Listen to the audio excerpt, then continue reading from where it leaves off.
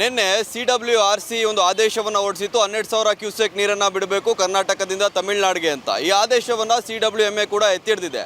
ಇದರ ವಿರುದ್ಧವಾಗಿ ಕನ್ನಡಾಂಬೆ ರಕ್ಷಣಾ ವೇದಿಕೆಯವರು ಇವತ್ತು ಮೈಸೂರಿನಲ್ಲಿ ಪ್ರತಿಭಟನೆಯನ್ನು ಮಾಡ್ತಾ ಇದ್ದಾರೆ. ನನ್ನ ಜೊತೆ ರಾಜಶೇಖರ್ ಅವರು ಇದ್ದಾರೆ, ರಾಜ್ಯಾಧ್ಯಕ್ಷರು. ಅವ್ರನ್ನ ಮಾತಾಡಿಸ್ತಾ ಹೋಗ್ತೀನಿ. ಸರ್, ಯಾವ ರೀತಿ ಹೋರಾಟಕ್ಕೆ ನೀವು ಕರೆ ಕೊಟ್ಟಿದ್ದೀರಾ ಸರ್? ಇವತ್ತು ಏನು CWRC ಮತ್ತು CWMA ಒಂದು ಪ್ರಾಧಿಕಾರಗಳು ಕನ್ನಡಿಗರ ಪಾಲಿನ ಒಂದು ಮರಣಶಾಸ್ತ್ರವನ್ನು ಈ ಸಾರಿ ಅಂತಲ್ಲ, ಯಾವುದೇ ಸಂದರ್ಭದಲ್ಲೂ ಸಹ ಕನ್ನಡಿಗರ ಪಾಲಿಗೆ ಯಾವತ್ತೂ ಸಹ ಅವರು ತೀರ್ಪು ಕೊಟ್ಟೇ ಇಲ್ಲ. ಆದರೆ ಇದು ಕನ್ನಡಿಗರ ಬದುಕಿನ ಪ್ರಶ್ನೆ, ಕನ್ನಡಿಗರ ಸ್ವಾಭಿಮಾನದ ಪ್ರಶ್ನೆ. ಕನ್ನಡಿಗರಿಗೆ ಕುಡಿಕ್ಲಿಕ್ಕೆ ನೀರಿಲ್ಲ, ರೈತರು ಬೆಳಿಕ್ಲಿಕ್ಕೆ ನೀರಿಲ್ಲ. ಆದರೆ ತಮಿಳುನಾಡು ಡ್ಯಾಮ್ನಲ್ಲಿ ಸಾಕಷ್ಟು ನೀರಿದೆ. ಆ ನೀರಿದ್ದರೂ ಸಹ ಮತ್ತೆ ಪ್ರತಿದಿನ 12,000 ಕ್ಯೂಸೆಕ್ ನೀರು ಬಿಡೋದೊಂದು ಭಾಳ ಅಕ್ಷಮ್ಯ ಅಪರಾಧ. ದಯಮಾಡಿ ತೀರ್ಪು ಕೊಡೋವಂಥವ್ರು ಮತ್ತು ಇದಕ್ಕೆ ಸಂಬಂಧಪಟ್ಟವರು ಇಲ್ಲಿ ಸ್ಥಳೀಯ ಮಟ್ಟದಲ್ಲಿ ಪರಿಶೀಲನೆ ಮಾಡಿ ವಾಸ್ತವಾಂಶ ತಿಳಿದು ಒಂದು ಆದೇಶವನ್ನು ಕೊಡಬೇಕು ಅಂತ ಹೇಳೋ ನಿಟ್ಟಿನಲ್ಲಿ ರಾಜ್ಯ ಸರ್ಕಾರ ಇದಕ್ಕೆ ಮಣಿದೆ. ಯಾವುದೇ ಕಾರಣಕ್ಕೆ ನೀರು ಬಿಡುವಂಥ ಪ್ರಶ್ನೆ ಇಲ್ಲ. ಮಳೆ ಚೆನ್ನಾಗಾದರೆ ನೀರು ಬಿಡಲಿ, ನಮ್ಮದೇನು ತಕರಾರಿಲ್ಲ. ಆದರೆ ನಮ್ಮಲ್ಲೇ ನೀರು ಇಲ್ಲದೆ ಇರೋಂಥ ಸಂದರ್ಭದಲ್ಲಿ ಈ ಪ್ರತಿನಿತ್ಯ ಈ ರೀತಿ ನೀರು ಬಿಡೋದು ಭಾಳ ಖಂಡನೀಯ. ಇದನ್ನು ವಿರೋಧಿಸಿ ಇವತ್ತು ಕನ್ನಡಾಂಬೆ ರಕ್ಷಣಾ ವೇದಿಕೆ ಒಂದು ಪ್ರತಿಭಟನಾ ರ್ಯಾಲಿಯನ್ನು ಮಾಡ್ತಾ ಇದೆ.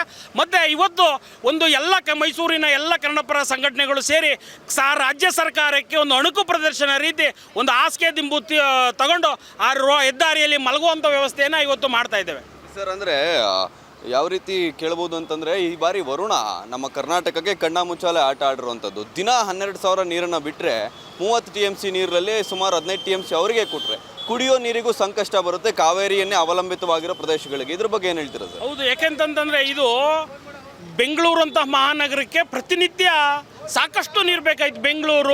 ಬೆಂಗಳೂರು ಗ್ರಾಮಾಂತರ, ಬೆಂಗಳೂರು ದಕ್ಷಿಣ, ರಾಮನಗರ, ಮಂಡ್ಯ, ಮೈಸೂರು ಈ ಭಾಗದ ರೈತರು ಕಾವೇರಿಯನ್ನೇ ನಂಬ್ಕೊಂಡು ಜೀವನ ಮಾಡುವಂಥ ಸಂದರ್ಭದಲ್ಲಿ ಈ ರೀತಿ ಆದೇಶ ಇದೆಯಲ್ಲ, ಇದು ಭಾಳ ಅಕ್ಷಮ್ಯ ಅಪರಾಧ. ಇದನ್ನು ದಯಮಾಡಿ ರಾಜ್ಯ ಸರ್ಕಾರಗಳು ಪ್ರಬಲವಾಗಿ ಇದನ್ನು ವಿರೋಧಿಸುವಂಥ ಕೆಲಸಗಳು ಮಾಡಬೇಕು. ರಾಜ್ಯ ಸರ್ಕಾರದ ಜೊತೆ ಎಲ್ಲ ಸರ್ವಪಕ್ಷದವರು, ಎಲ್ಲ ಜನಪ್ರತಿನಿಧಿಗಳು ಯಾವ ರೀತಿ ತಮಿಳುನಾಡಿನಲ್ಲಿ ಕಾವೇರಿ ವಿಚಾರ ಬಂದಾಗ ಯಾವುದೇ ರಾಜಕೀಯ ವೈಮನಸ್ಸುಗಳನ್ನು ಬಿಟ್ಟು ಒಂದಾಗ್ತಾರೋ, ಅದೇ ರೀತಿ ರಾಜಕೀಯ ಬಿಟ್ಟು ಕಾವೇರಿ ವಿಚಾರದಲ್ಲಿ ಎಲ್ಲ ಜನಪ್ರತಿನಿಧಿಗಳು ಒಂದಾಗಿ ಕಾವೇರಿಯ ಉಳಿಸಿಕೊಳ್ಳೋ ನಿಟ್ಟಿನಲ್ಲಿ ಕರ್ನಾಟಕದ ರೈತರ ಒಂದು ಬದುಕಿನ ಜೊತೆ ಒಂದು ಅವರಿಗೆ ಸುರಕ್ಷಿತವಾಗಿ ಒಂದು ಕ್ರಮವನ್ನು ತೆಗೆದುಕೊಳ್ಳೋ ನಿಟ್ಟಿನಲ್ಲಿ ಎಲ್ಲ ಪ್ರತಿನಿಧಿಗಳು ಜವಾಬ್ದಾರಿ ಸ್ಥಾನದಲ್ಲಿ ಮಾತಾಡಬೇಕು. ಸರ್, ಇವತ್ತು ಬಂದ್ಗೆ ಕೂಡ ಕರೆ ನೀಡಲಾಗಿತ್ತು. ಒಂದು ನಿಮ್ಮ ಬೆಂಬಲ ಇದೆಯಾ ಬಂದ್ಗೆ? ಮತ್ತು ಕೇವಲ ಸಂಘಟನೆಗಳು ಹೋರಾಟ ಮಾಡಿದ್ರೆ ಸಾಲೋದಿಲ್ಲ, ಜನಗಳು, ಸಾರ್ವಜನಿಕರು ಕೂಡ ಇದ್ರ ಬಗ್ಗೆ ಧ್ವನಿ ಎತ್ತಬೇಕಾಗುತ್ತೆ. ಅದ್ರ ಬಗ್ಗೆ ಏನು ಹೇಳ್ತೀರಾ ಸರ್? ಈ ಬಾರಿ ಬಂದ್ಗೆ ನಮ್ಮ ಬೆಂಬಲ ಇಲ್ಲ. ಬೆಂಬಲ ಇದ್ದಿದ್ದರೆ ಅದರ ಮೈಸೂರಿನಲ್ಲಿ ಅದರ ಕಾವ್ಯ ಬೇರೆ ಇರ್ತಿತ್ತು. ಈ ಬಾರಿ ನಮ್ಮ ಕನ್ನಡಾಂಬೆ ರಕ್ಷಣಾ ವೇದಿಕೆ ಹಲವಾರು ಸಂಘಟನೆಗಳ ಬೆಂಬಲ. ಕಾರಣ ಯಾವುದೇ ಏಕೈಕಿ ಬಂದನ್ನು 4 ಜನ ಕುತ್ಕೊಬಿಟ್ಟು ನಾವು ಬಂದು ಅಂತ ಕರೆ ಕೊಟ್ಟರೆ ಯಾವುದೇ ಕಾರಣಕ್ಕೂ ಅದು ಬಂದನ್ನು ಪರಿಪೂರ್ಣವಾಗಿ ಹಾಕಾಗಲ್ಲ. ಕಾವೇರಿ ವಿಚಾರವಾಗಿ ದೇಶವ್ಯಾಪ್ತಿ ಮತ್ತು ಸುತ್ತಮುತ್ತಲಿನ ರಾಜ್ಯಗಳು ಗಮನಿಸ್ತಾ ಇರ್ತವೆ ನಮ್ಮ ಹೋರಾಟವನ್ನು. 4 ಜನ ಸುಮ್ಮನೆ ಕುತ್ಕೊಬಿಟ್ಟು ಬಂದು ಅಂತ ಅಂದ್ಬಿಟ್ರೆ ಅದಕ್ಕೆ ಪೂರ್ವಭಾವಿ ರಾಜ್ಯ ಮಟ್ಟದಲ್ಲಿ ಒಂದು ಸಮನ್ವಯ ಸಮಿತಿ ಮಾಡಿಕೊಂಡು ಮತ್ತು ಜಿಲ್ಲಾ ಮಟ್ಟದಲ್ಲಿ ಒಂದು ಸಮನ್ವಯ ಸಮಿತಿ ಮಾಡಿಕೊಂಡು ಎಲ್ಲ ಕನ್ನಡ ಪರ ಸಂಘಟನೆಗಳನ್ನು ಒಕ್ಕೂಟ ಒಂದು ಸಮನ್ವಯಕ್ಕೆ ತಗೊಂಡು ಎಲ್ಲರ ಅಭಿಪ್ರಾಯ ತೆಗೆದುಕೊಂಡು ಒಂದು ಬಂದ್ಗೆ ಕರೆ ಕೊಟ್ಟಾಗ ಆ ಬಂದ್ಗೆ ಒಂದು ಅರ್ಥ ಇರ್ತದೆ. ಕಾವೇರಿ ವಿಚಾರದಲ್ಲಿ ಯಾವುದೇ ವೈಯಕ್ತಿಕವಾಗಿ ಯಾರು ಬಲವಂತವಾಗಿ ಬಂದ್ ಮಾಡೋ ಪ್ರಶ್ನೆನೇ ಇಲ್ಲ.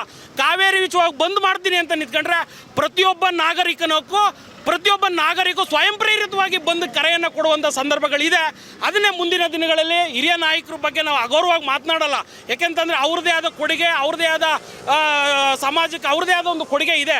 ಅದ್ರ ಬಗ್ಗೆ ನಾವು ಅಳಗಡೆಯಲ್ಲ. ಆದರೆ ಈ ರೀತಿ ಪ್ರಕರಣಗಳಲ್ಲಿ ಯಾಕೆಂತಂದರೆ ನಾವು ನೆಗೆಪಟ್ಲಾಗಬಾರ್ದು. ಬಂದು ಅಂತಂದರೆ ಎಲ್ಲರನ್ನು ವಿಶ್ವಾಸಕ್ಕೆ ತೆಗೆದುಕೊಂಡು ಬಂದ್ ಮಾಡಿದ್ರೆ, ಬಂದಿಗೆ ಕರೆ ಕೊಟ್ಟರೆ ನಾವು ಎಲ್ಲರೂ ಬೆಂಬಲವನ್ನು ಕೊಡ್ತಾ ಇದ್ದೋ ಅನ್ನೋದು ನಮ್ಮ ಅಭಿಪ್ರಾಯ. Sir, thank you sir. ಇದಿಷ್ಟು ರಾಜ್ಯಾಧ್ಯಕ್ಷರಾದಂಥ ರಾಜಶೇಖರ್ ಅವರ ಮಾತಾಗಿರುವಂಥದ್ದು. ಬಂದ್ಗೆ ನಮ್ಮ ಬೆಂಬಲ ಇಲ್ಲ, ಆದರೆ ಎಲ್ಲರೂ ಕೂಡ ಸ್ವಯಂ ಪ್ರೇರಿತವಾಗಿ ಹೋರಾಟಗಳಿಗೆ ಇಳಿಬೇಕು ಅಂತ ಹೇಳ್ತಾ ಇದ್ದಾರೆ. ಕ್ಯಾಮ್ರಾ ಪರ್ಸನ್ ರಕ್ಷಿತ್ ಜೊತೆ ಸುಬ್ರಹ್ಮಣ್ಯ, ಫಸ್ಟ್ ವೇವ್, ಮೈಸೂರು.